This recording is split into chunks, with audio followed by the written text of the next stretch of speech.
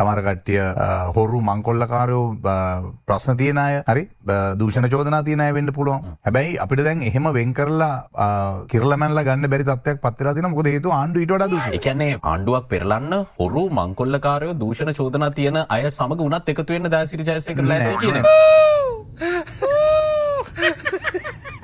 මේ විදිහට හැම තැනකම අර පරණ රාජපක්ෂයෝගේ නැත්තම් එක්සත් ජාතික පක්ෂ කාලේ තිබිච්ච ඒ සිස්ටම් එක මේගොල්ලෝ පාවිච්චි කරා මේ ව්‍යාපාරෙදි. ඔබතුමාලා කලින් කරපු. ඔනේ මම සමහරවිට ඒක කරේ නැහැ. කියන්නේ සල්ලි දීලා අපි ගෙනිච්ච නැහැ මිනිස්සු මම කරනකොට.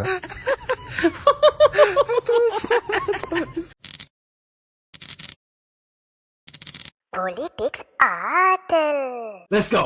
මන්ත්‍රීතුමා මම දැක්ක ඔබ සහභාගී වෙනවා ජනතාවාදී ඒකාබද්ධ විපක්ෂය කියන ඒ බැනරය ඉදිරිපිට පවත්වන ප්‍රවෘත්ති සාකච්ඡාවලට. ඒක විවිධ පාර්ශ්ව සම්බන්ධ වෙනවා. හැබැයි සමගි ජන බලවේගය නියෝජනයක් එතනට එවන්නේ නැහැ මා දැනුවත් පරිදි. ඒතර ඔබ මේ ඒකාබද්ධ විපක්ෂයත් සමග ජනතාවාදී ඒකාබද්ධ විපක්ෂයත් සමග සම්බන්ධ වෙලා කටයුතු කිරීම සම්බන්ධයෙන් සමගි ජන බලවේගයේ නායකත්වයට ගැටලුවක් තියනවාද? නෑ එහෙම ගැටලුවක් නෑ. මොකද හේතුව අපි ඇත්තටම මතක තියාගන්න ඕන කාරණේ තමයි අනාගතයේ මේ සියලු පක්ෂ එකට එකතු වෙච්ච යම්කිසි අන්‍යෝන්‍ය වශයෙන් අඩුම තරමේ නිතරම ගිවිසුමකින් හරි නැත්නම් යම්කිසි විදියකට පළාත් සභා නැතිවරණ එනවා නම් යම්කිසි විදියකට ඔක්කොම එකතු වෙලා එක වැඩපිළිවෙලකට තරම් කරන්න පුළුවන් තරම් උත්සාහ කරන එක වැදගත් වෙනවා. මොකද හේතුව මේ ආණ්ඩුව පරාජය කරන්න අපි සියලු දෙනා එකතු වෙන්න ඕනේ. විවිධ මතවාද තියෙන්න පුළුවන් හැම කෙනා අතරම. සමහර කට්ටිය ජාතිවාදී වෙන්න පුළුවන්. සමහර කට්ටිය හොරු මංකොල්ලකාරයෝ ප්‍රශ්න තියෙන අය හරි දූෂණ චෝදනා තියෙන අය වෙන්න පුළුවන්. හැබැයි අපිට දැන් එහෙම වෙන් කරලා කිරලමැනලා ගන්න බැරි තත්ත්වයක් පත් වෙලා තියෙනවා. මොකද හේතුව ආණ්ඩුව ඊට වඩා දූෂිතයි.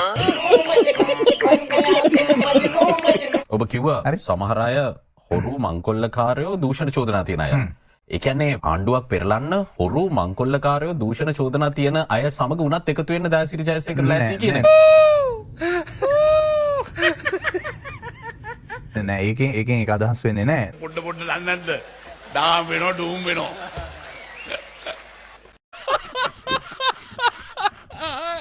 නමුත් අපි කල්පනා කරන්න ඕනේ පොදු වැඩපිළිවෙලකට යනවා නම් හරි මේ ඔක්කොම චෝදනා වැඩපිළිවෙල තුල ඉන්න හරි දැන් මේ සියලු දේවල් තියෙන දූෂණ චෝදනා තියන අය කියලා කියන්නේ දූෂිතයෝ කියලා ඔප්පලා තියන අය නෙමෙයි නෑ ඔබ කියපු අනිත් වචන දෙකත් එක මම ඔය තමයි කියක තමයි හොරු මංකොල්ලකාරයෝ එහෙමනේ කියන්නේ මේක දැන් ඊට වඩා හොරු මයිකයි කිව්ව ඊට වඩා හොරු මේ ආණ්ඩුවේ ඉන්නවනේ හරි ඕකේ ඔය වතාව ඒ විදිහට කියනවනේ හරි බොහොම පැහැදිලිව ඒ දූෂණ චෝදනා තියන අය මේ ආණ්ඩුවේ ඊට වඩා වැඩි ප්‍රමාණයක් ඉන්නවා. එහෙම කතා කරමු. හැබැයි අපි දැන් ඒගොල්ලෝ ආවේ ආණ්ඩුවේ මේගොල්ලෝ ආවේ හොරු ඉලවන්නනේ. හැබැයි ඊට වඩා ප්‍රමාණයකට අද ඒගොල්ලොන්ටත් චෝදනා එල්ලලා තියෙනවා මේ වගේම. ඉතින් මම කියන්නේ කවුරු හරි කෙනෙක් දූෂිත චෝදනාවක් තිබුණ පළියටම ඔහුව දූෂිතයෙක් හොරෙක් මංකොල්ලකාරයෙක් විදිහට හේතු කරන දෙයක් නැහැ. මෙවර මැයි දින රැලි අපි බලාගෙන ඉඳිද්දී අපි දැක්ක දේ තමයි ආණ්ඩුව කරපු මැයි දින රැලි ඉතා විශාල ජනකායක් බැලූ බැල්මටම සෙසු පක්ෂ සියල්ල අභිබවා යන අති විශාල ජනකායක් රැස් වෙච්ච බොහොම හිස් ගොඩක් පෙනෙන ක්‍රීඩාංගන පුරවපු ජන හමු ජන රැලි බවට පත් වුණා. දැන් එතනදී ඒ ජන රැලි ඉදිරිපිට ඒ වේදිකාව ඉදිරිපිට හිටපු ජනතාව අමතමින් ජනාධිපතිවරයා ඒ වගේම ආණ්ඩුවේ පාර්ශවය කියපු දේ තමයි දෙන්නෙක් තුන් දෙනෙක් හන්දි ගානේ කෑ ගැහුවට ජන බලය ඉන්නේ අපි ළඟ කියලා මේක අපි ඔප්පු කරලා පෙන්නපු දවසක් බවට පත් වුණා කියලා. ඔබ එකඟ නොවෙනවා නම් ඇයි මේ ප්‍රකාශයත් එක්ක එකඟ නොවෙන්නේ? දැන් මෙහෙමයි. දැන් කොළඹට සෙනග ගේනවා කියන එක ඉතාලම අමාරු වැඩක් මේ වෙලාවේ. මොකද හේතුව මුදල් පිළිබඳ විශාල අර්බුදයක් තියෙනවා. දැන් සාමාන්‍යයෙන් අපේ පඬුවස්නුවර දිහා ඉඳලා බස් එකක් එනවා නම් 60ක් ඉඳගන්න 50ක් ඉඳගන්න බස් එකක් සාමාන්‍ය රුපියල් 70000ක් 75000ක් යනවා. ගල්ගමුව පැත්තට යනකොට ඒක ලක්ෂයක් විතර වෙනවා. එතකොට මේවා දැන් උදාහරණයක් ගත්තොත් මඩකලපුව පැත්තට යනවා ලක්ෂ 3ක් 3මාරක් බස් එක. හරි? ඒ තරම් විශාල මුදලක් යනවා. එතකොට මේ කොළඹට ගෙනල්ලා රැස්වීමක් කරන්න තරම් මුදලක් විපක්ෂ සංවිධාන වලට ඇත්තටම නැහැ. හැබැයි අපිටත් කරන්න තිබුණා නම් පළාත් මට්ටමේ නැත්නම් දිස්ත්‍රික් මට්ටමින් මේ වගේ දැවැන්ත එකක් අපිට කරන්න හැකියාව තිබුණා. මොකද හේතුව ළඟ තියෙන්නේ. හැම ආසනයකම 1000ක් 1500ක් එකතු කරන්න අපිට හැකියාව තියෙනවා. එතකොට එහෙම එකතු කළා දිස්ත්‍රික් වශයෙන් තිබ්බනම් ඒ දිස්ත්‍රික් වල දැන් මෙතන වෙලා තියෙන්නේ මෙතන ජනාධිපතිවරයා ඉන්නවා, අගමැතිවරයා ඉන්නවා, ඇමතිවරු ඉන්නවා. මේ අය ඒ දිස්ත්‍රික් වලට බෙදලා දුන්නා. දැන් අපේ ඔහොම දිස්ත්‍රික් 26ක 22ක අපේ රැස්වීම 22ක් කරා නම් අත වශයෙන් නායකයෝ කොහොමද අපි යවන්නේ කියලා හරි එතන ලොකු ප්‍රශ්නකුත් තියෙනවා. මොකද හේතුව ලීඩර්ෂිප් එක එහෙම ඇදිච්ච දැන් නැහැ. අපේ ඔබට තේරෙනවද ඉතින්? සාමාන්‍යයෙන් දැන් ජනතා විමුක්ති පෙරමුණේ ඉස්සර එහෙම තිබුණේ නැහැ නේ ඇත්තටම. ඒ කියන්නේ තනතුරු වශයෙන් ගත්තා. තනතුරු වශයෙන් ගත්තා. ඇමතිවරයෙක් කියලා කතා රාජ්‍ය තනතුරු දරන. රාජ්‍ය තනතුරු දරන අයනේ මේ යන්නේ. ඒතකොට එහෙම පොඩි ලීඩර්ෂිප් එකක් හදාගන්න පුළුවන් වැඩ පිළිලක් එතන තිබුණා. හැබැයි විපක්ෂ විදිහට අපිට එහෙම ලීඩර්ෂිප් එකක් ගන්න පුළුවන් අය දැන් සමහර දිස්ත්‍රික්වල අපේ මන්ත්‍රීවරුත් නැහැ. Oh lord.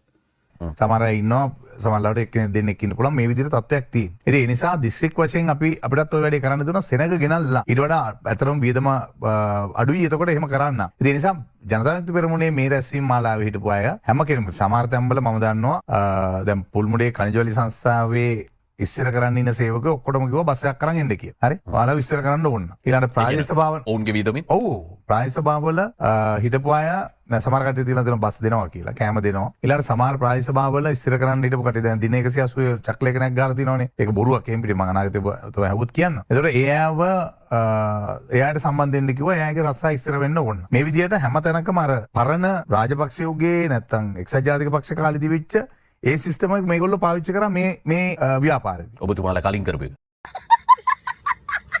ඕනේ මම සමහරවිට ඒක කරේ නැහැ කියන්නේ සල්ලි දීලා අපි ගෙනිච්ච නැහැ මිනිස්සු මම කරනකොට.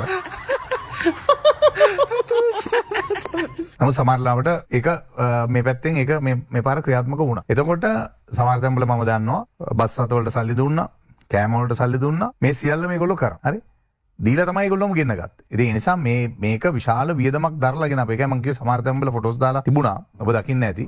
බස් කොච්චර සංඛ්‍යාවක් ගෙනල්ලා තිබුණාද? ඉතින් ඒකේ ඒතකොට මේ බස් වලට යන වියදම කවුද දුන්නේ? පෞද්ගලික බස් ඔක්කොම. හරි. ඒතකොට ඒවට යම් මුදලක් ගෙවන්නේ. ඔබ කිව්වා වගේ ඒක දීර්ඝකාලීනව සෑම පක්ෂයක්ම ඔව් ඒක මේගොල්ලෝ දැන් මම කියන්නේ දැන් මේගොල්ලෝ ඒවා කරනවා කියලා නෙමෙයිනේ ආවේ. දැන් මෙවරත් විපක්ෂයට පවා ඔය හැකියාව තිබුණ සාමාන්‍යයෙන් බස් එකට ගෙවන එක සෑම පක්ෂයක්ම කරනවා. දැන් සමගි ජන බලවේගයේ රැළියේ අති විශාල සෙනගක් හිටියා.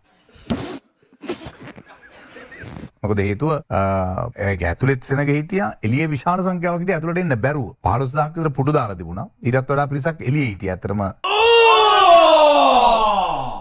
මට ආපු තොරතුරුත් ඔක්කොම මම අපේ ගම්වලින් ගිය අය මට කතා කරලා කිව්වේ අනිත් පැත්තේ ඔක වෙන කෝණයකින් බලද්දි මම මේ ගහන්නේ සාමාන්‍යයෙන් සෙනග පෙන්වන දේශපාලනය අපි ජනාධිපතිවරණයට කලිනුත් දැක්කා එතකොට වැඩියෙන්ම සෙනග ඉන්න එකත් එක්ක ජනමතය ගැට ගැහිලා තියෙනවා කියන එක ඒක එහෙමම කියන්න නෑ ඒක තමයි මම කියන්නේ ඒකයි මම කියන්න හැදුවේ දැන් ඔය වගේ තමයි 2015 ඔබට මතක ඇති මහින්ද රාජපක්ෂ මහත්තයාගේ රැලි වලට සෙනග දසදහස් ගණන් ආවේ හරි මම මේ රැස්වීම සමහරව ආමන්ත්‍රණය කරා වැඩි ප්‍රමාණයක් 10000කට වැඩි සෙනග හිටියා අපිට කතා කරන්න බෑ ඇහෙන්නේ නෑ මොකද ඒ තරම් ඈතට සෙනග විසිරලා හිටපු ප්‍රමාණය. හැබැයි මෛත්‍රීපාල සිරිසේන ජනපතිතුමාගේ රැලි වලට එච්චර පිරිස හිටියේ නෑ. හැබැයි වෝට් එක නැත්තම් ඡන්දය පාවිච්චි කරනකොට අත වශයෙන් ඒක විශාල වෙනසක් වෙලා තිබුණා. ඉතින් ඒක තමයි මම කියන්නේ මේ සෙනගින් පමණක් මම ඒකයි කිව්වේ. සෙනගින් පමණක් ඡන්දය විශ්වාස කරන්න සූදානම් වෙන්න එපයි කියන්නේ. මොකද මේ ආණ්ඩුවට ඒගොල්ලන්ට සෙනග පෙන්නලා නම් කියන්න දන්නේ අපිත් එක තමයි මිනිස්සු ඉන්නේ කියලා. එහෙම නෙමෙයි මේ තත්ත්වය. මොකද හේතුව මිනිස්සු එන්න කිව්වන් පස්සේ අස්වැසුම ගන්න මිනිස්සු, සමෘද්ධිය ගන්න මිනිස්සු අර වගේම ආයි පෝලිං කරලා අරගෙන ගියා ගම්වල.